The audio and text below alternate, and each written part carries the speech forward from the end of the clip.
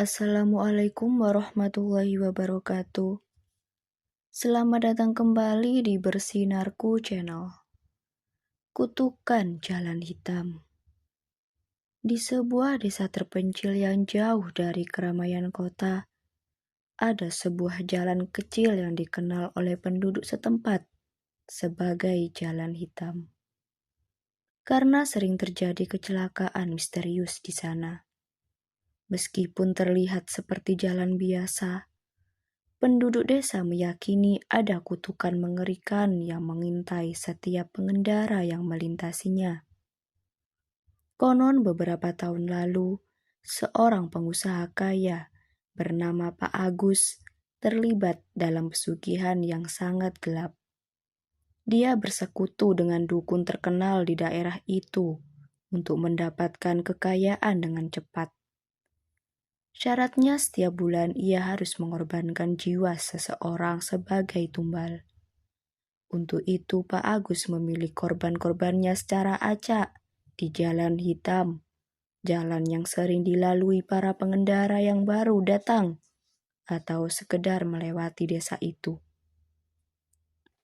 Pak Agus mulai melemparkan sesajen berisi darah segar dan barang-barang berbau mistis ke tengah jalan di malam hari.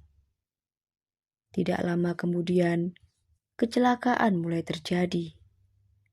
Kecelakaan-kecelakaan itu selalu berlangsung dengan keanehan yang sama. Pengendara tiba-tiba kehilangan kendali, kendaraan tergelincir, dan korban meninggal dengan mata terbuka lebar. Seolah-olah mereka melihat sesuatu yang sangat mengerikan di detik-detik terakhir mereka. Pak Agus terus melakukan ritual pesugihan itu hingga kekayaannya semakin bertambah. Rumah mewah dibangunnya, mobil-mobil mahal dibelinya, dan setiap kali ada korban di Jalan Hitam, Pak Agus merasa semakin berkuasa.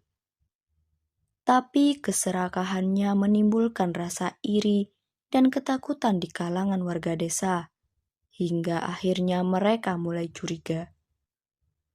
Ada bisikan di antara mereka tentang perjanjian gelap Pak Agus dengan makhluk gaib yang menguasai jalan tersebut.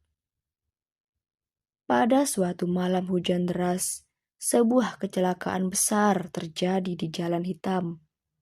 Sebuah bus pariwisata yang melaju dengan kecepatan sedang mendadak terbalik dan terjun ke jurang di pinggir jalan. Semua penumpangnya tewas seketika.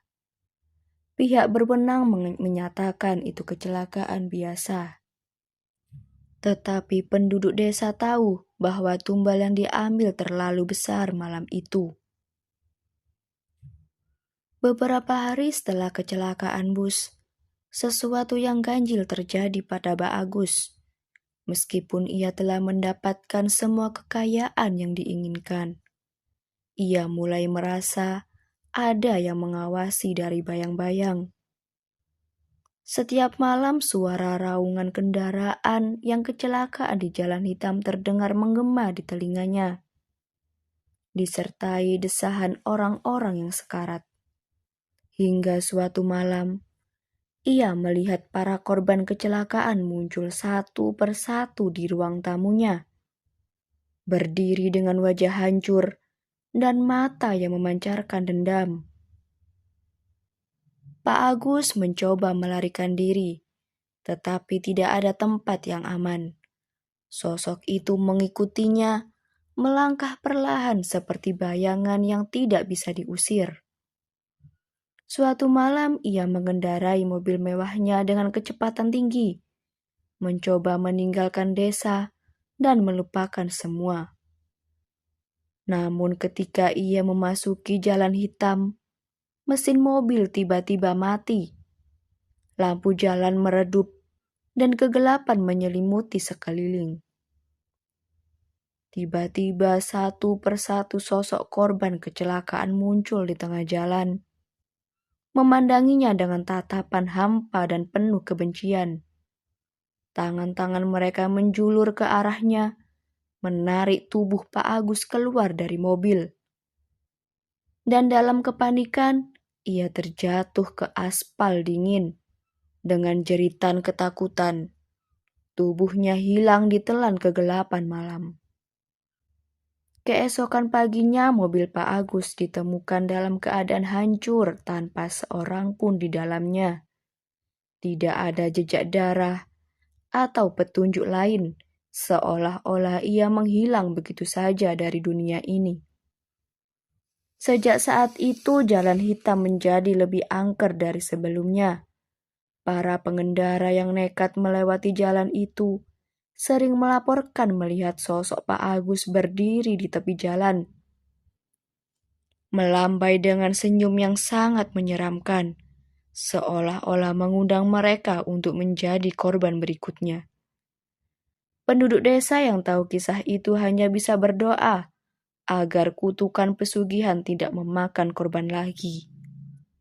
Tetapi setiap bulan selalu ada korban kecelakaan baru di jalan hitam.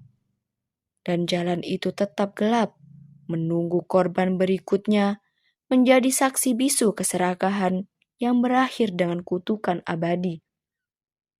Sekian dan terima kasih. Jangan lupa like, komen, dan subscribe.